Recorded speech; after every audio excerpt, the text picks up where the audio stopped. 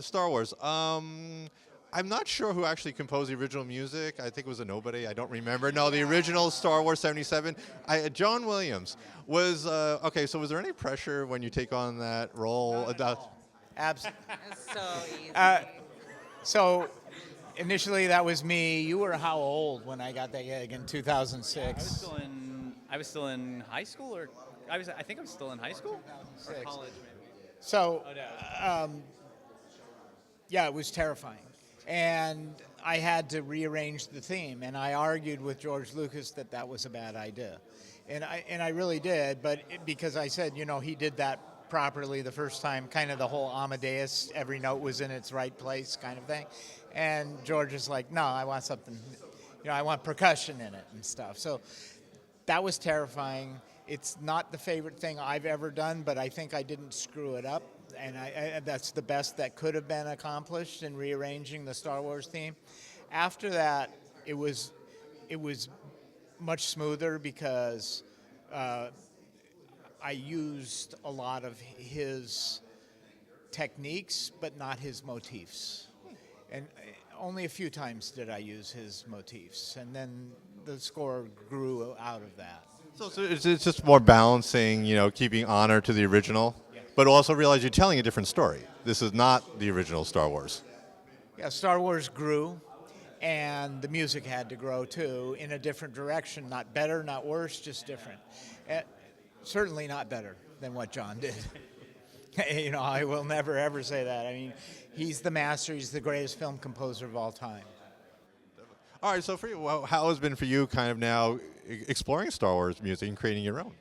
I mean, it's really nice that we get to just follow the precedent that our father set, where he had to figure out what the balancing act was, like when to use John's themes, when to use like what sounds like John Williams, or when to try to push the boundaries and try to introduce a new instrument and like put something that feels more alien, feels further from John Williams, but when to bring it back. He always, he was really great about guiding us and letting us know, what he thought was working and what was, probably a bad idea that we shouldn't probably put in anyone's face. In my head, I feel like the secret sauce to Star Wars is that it's an alien analog for the familiar. And so we kind of take that same kind of hermeneutic and apply it musically, right? Where we will take some familiar instrument and play it in a way that's like a little alien, or we take a strange instrument and we play it in a more conventional way. And we'll use it like an organic instrument. We'll use a big brash synth like as a horn, for just an off-the-cuff example. But we always stay true to the genre that John Williams invented. Basically, there are certain conventions, and we can always return to that sound at the core of Star Wars. I have a generic question about animation versus live action. Do you feel, from composing animation compared to live action, do you feel animation is a little more freeing? I think story-wise, it's easy to do more fantastical things in animation. You don't have to suspend your disbelief because your imagination is kind of in. And so, in that sense, musically, we just go along with that fantasy, and this is sci-fi. We're in outer space. We're in a galaxy a long time ago, far, far away, and we play the magical aspect of that in the animation. In Star Wars animation, I would say writing the live action and writing the animation is not that much different. What's more different is I scored Narcos Mexico. That's way different. That's way different than writing Star Wars. So for me, project to project is more different than writing between animation Star Wars and live action Star Wars. They're quite similar. Does it feel different per project?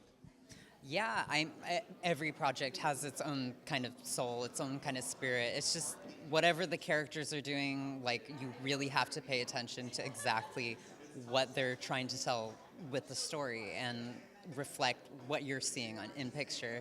And yeah, it just depends. You have to tell the story of where you are, what the setting is, what it feels like, what emotion the character is going through. So it's just very varied.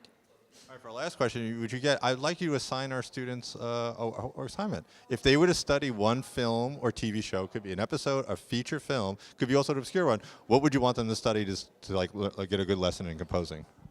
Good lesson in composing. I feel like watching Phantom Menace, because it's a really interesting way to look at Star Wars, because he changes how Star Wars sounds. You already have 3 movies worth of Star Wars established, right? So you see, okay, how does he treat leitmotif differently now when he's starting this new trilogy? How does he, like, how does that interact with the general kind of vibe that George Lucas was going for, which was like 30s camp, right? Whereas the original trilogy was more like 70s camp. This was harkening back even earlier to 30s camp with the prequels, right? And so see like how that interacts, how John chose to interact with the story for the prequels with Phantom Menace. And I think it'll be really illuminating. Well, thanks so much for joining us. I have to answer that question because it's very important to me. Of course, go for it. And I'm going to cheat. I'm not going to give just one film because when I was a young film composer, say in the 80s, my heroes were John Williams, Jerry Goldsmith, Ennio Morricone, and John Barry. And I would go and find great films like The Mission by Ennio Morricone, Superman or Star Wars by John Williams, by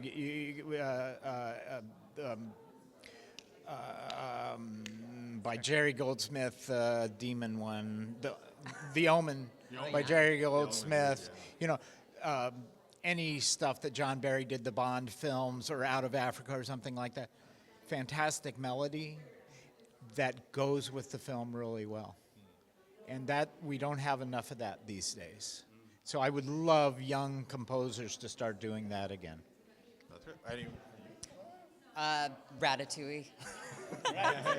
No, like just watch the way that the music follows the character, the movement, and like it weaves in themes like in these small little moments that like it's perfectly placed. It's all so intentional. I love the way that he scores.